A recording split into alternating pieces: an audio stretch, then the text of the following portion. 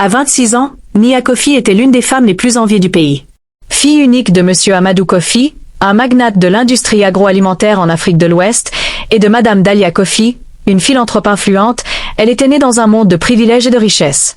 Son père possédait une multinationale prospère qui s'étendait à travers tout le continent, tandis que sa mère était une figure respectée dans le monde humanitaire, organisant des galas de bienfaisance et fondant des écoles pour les jeunes défavorisés.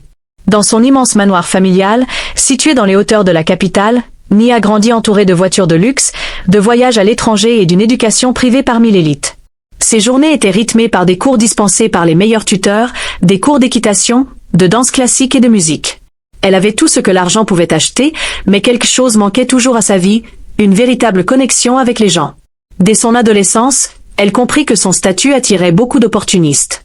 À chaque événement mondain auquel elle assistait, elle voyait les regards calculateurs de certaines personnes, les flatteries exagérées, les conversations superficielles. Elle apprit rapidement que son nom inspirait plus d'intérêt que sa personnalité. Dans les soirées de la haute société, elle entendait souvent des murmures. « C'est la fille de Kofi, elle ne manque de rien. Si seulement je pouvais l'épouser, elle changerait ma vie. » Les hommes qui l'approchaient lui offraient des cadeaux coûteux, l'emmenaient dans des endroits prestigieux, mais dès qu'elle posait des questions sur eux, sur leurs rêves ou leurs passions, elle réalisait qu'ils ne s'intéressaient pas vraiment à elle. Ils ne voyaient que la richesse et l'héritage familial qu'elle représentait. Un soir, alors qu'elle dînait avec un homme que son père lui avait présenté, un jeune héritier d'une famille influente, elle eut un déclic. L'homme, élégant et courtois, lui parlait avec un sourire charmeur. « Tu sais, Nia, notre union serait une alliance parfaite. Nos familles sont déjà proches, et ensemble, nous pourrions bâtir un empire encore plus grand. » Encore une discussion sur le pouvoir, sur l'argent, sur l'apparence. Rien de sincère, rien de profond. Elle posa sa fourchette et fixa son interlocuteur d'un regard glacé. « Et moi? Si je n'étais pas la fille de Kofi, voudrais-tu toujours être ici avec moi ?» Il hésita une fraction de seconde avant de sourire maladroitement. « Mais bien sûr, ce n'est pas qu'une question d'argent. » Son ton était hésitant, et cela scella la décision de Nia. Ce soir-là, elle se regarda dans le miroir de sa luxueuse chambre et comprit qu'elle devait changer de vie, du moins temporairement. Elle voulait voir si elle pouvait exister en dehors de son nom et de son argent. Nia savait que partir ne serait pas facile. Son père, homme pragmatique et ambitieux, avait bâti un empire en partant de rien. Il respectait les décisions réfléchies et stratégiques, et Nia savait qu'il comprendrait sa démarche si elle lui expliquait clairement. Sa mère, en revanche, était plus protectrice. Elle avait toujours veillé à ce que sa fille ne manque de rien, ne souffre de rien, ne se trouve jamais dans une situation inconfortable. Lors d'un dîner en famille, Nia fit son annonce. « Je veux quitter la ville pendant un moment.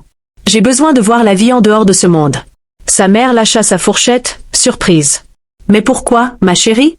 Tu as tout ce dont tu as besoin ici. Tout, sauf l'amour sincère. Tout, sauf la liberté d'être moi-même. » Son père, silencieux, l'observa un instant avant de hocher la tête. « Si c'est ce que tu veux, nous respecterons ta décision. Mais n'oublie jamais, la porte de cette maison sera toujours ouverte pour toi. » Quelques jours plus tard, Nia quitta la capitale avec un simple sac, sans domestique, sans voiture luxueuse. Son cœur battait d'excitation et d'appréhension à l'idée de découvrir un nouveau monde. Son choix se porta sur Tchamba, un petit village au nord du pays, connu pour son artisanat et son marché animé. Là-bas, personne ne connaîtrait son nom, personne ne la traiterait différemment. Elle trouva refuge chez Maman Amie, une veuve généreuse qui louait des chambres aux visiteurs. Loin de son immense demeure, elle apprit à vivre dans un espace modeste, avec des murs en terre battue et des fenêtres ouvertes sur le paysage rural. Au début, la transition fut difficile. Elle, qui n'avait jamais eu à préparer ses repas, se retrouvait à cuisiner sur un petit feu de bois. Elle, qui n'avait jamais nettoyé sa propre chambre, devait apprendre à balayer et à laver son linge à la main. Mais avec le temps, elle commença à apprécier cette simplicité. Pour subvenir à ses besoins, elle trouva un emploi comme serveuse dans le maquis de Baba Cissé, un restaurant populaire où les villageois venaient manger après une longue journée de travail. C'était un travail rude, bien loin des événements mondains et des bals de la haute société. Elle devait supporter les longues heures debout, les commandes incessantes, les odeurs de cuisine qui s'infiltraient dans ses vêtements. Mais pour la première fois, elle se sentait libre. Un soir, alors qu'elle essuyait une table, un homme entra. Il était grand, avec une peau d'un brun profond et un regard franc. Ses vêtements étaient simples, mais propres, et ses mains portaient des traces de travail manuel. Il s'appelait Sédou, un mécanicien respecté du village. Il s'assit près du comptoir et commanda son plat habituel, du poisson braisé avec de la tiéké. Nia, intriguée par son calme et son charisme naturel, s'approcha pour prendre sa commande. « Tu es nouvelle ici ?» demanda-t-il en relevant les yeux vers elle. « Oui, depuis quelques semaines. Ils discutèrent brièvement, mais quelque chose dans son regard captiva Nia. Il ne cherchait pas à l'impressionner, ne posait pas de questions intrusives. Il la traitait simplement comme une personne ordinaire. Ce fut un soulagement, une respiration après des années d'interaction superficielle. Avec Sédou, Nia pouvait être elle-même. Au fil des jours, ils commencèrent à se voir plus souvent. Ils partageaient des discussions sur leurs rêves, leurs espoirs, leurs peurs secrètes. Mais l'amour naissant entre eux allait être mis à l'épreuve. Car bientôt, le passé de Nia allait la rattraper. Les jours passèrent, et Nia et Sédou devinrent inséparables. Chaque soir après son service, elle retrouvait le jeune mécanicien sur le ponton du fleuve où il parlait de tout et de rien. Avec lui, elle se sentait libre, loin des jugements et des attentes de la haute société. Sédou lui raconta comment, orphelin à 12 ans, il avait dû se battre pour survivre, apprenant la mécanique auprès d'un vieil homme du village. Grâce à son talent et sa détermination, il était devenu l'un des meilleurs mécaniciens de la région. Mais je rêve d'ouvrir mon propre garage, avoua-t-il un soir, assis sur le vieux tronc d'arbre près du fleuve. Avoir un vrai atelier où les jeunes du village pourraient apprendre un métier. Je veux leur offrir une chance, comme on me l'a offerte. Nia sentit une vague d'admiration la submerger. Cet homme n'avait rien, mais voulait tout donner aux autres. Il était tout ce qu'elle avait toujours cherché. Mais un sentiment d'inquiétude grandissait en elle. Et si Sédou découvrait la vérité? Que arriverait-il s'il apprenait qu'elle n'était pas une simple serveuse, mais l'héritière du plus grand empire agroalimentaire du pays? Elle voulait lui dire, mais la peur de le perdre la paralysait. Et malheureusement, le destin allait se charger de tout révéler à sa place. Un après-midi, alors que Nia servait des clients au maquis, une voiture noire aux vitres teintées se gara devant l'entrée. 2 hommes en costume en sortirent. Ils avaient l'air de ne pas appartenir à cet endroit, et tous les clients du restaurant se turent en les voyant s'approcher de Nia. L'un d'eux sortit une enveloppe et la lui tendit avec une révérence respectueuse. « Mademoiselle Coffey, votre père vous cherche. Il veut que vous rentriez immédiatement. » Un silence pesant s'abattit sur le maquis. Tous les regards se tournèrent vers elle. Sédou, qui prenait un café non loin de là, blêmit en entendant son vrai nom. « Coffey ?» Il se leva lentement, les yeux écarquillés. « Tu es la fille du milliardaire Coffey ?» Nia sentit son cœur se serrer. « Sédou, laisse-moi t'expliquer. » Mais il secoua la tête et recula. « Tout ce temps, tu m'as menti ?» Son regard, autrefois rempli d'amour, était maintenant empli de douleur et de trahison. Sans un mot de plus, il tourna les talons et quitta le restaurant. Nia resta figée sur place, le cœur brisé.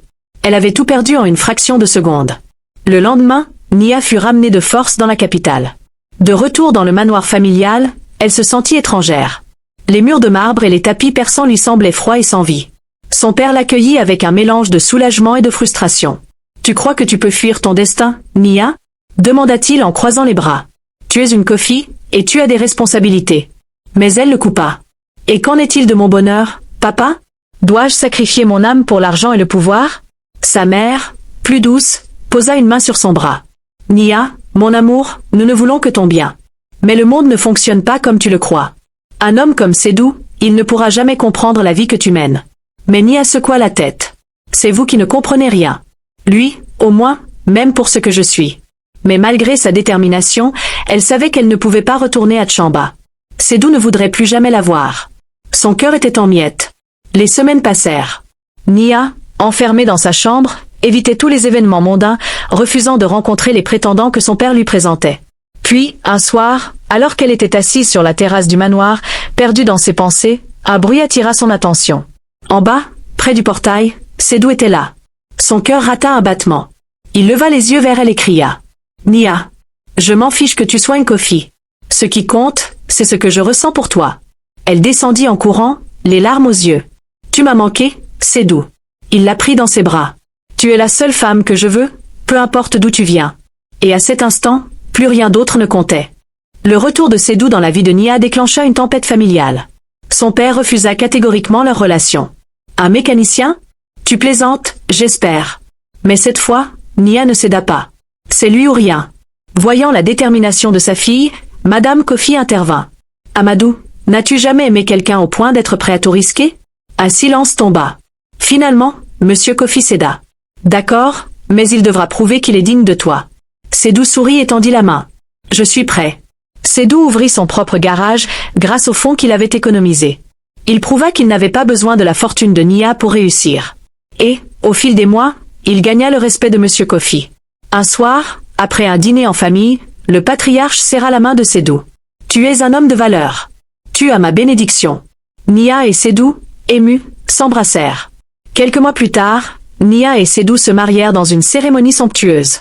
Des dignitaires et des villageois étaient réunis, célébrant l'union improbable entre une héritière et un mécanicien.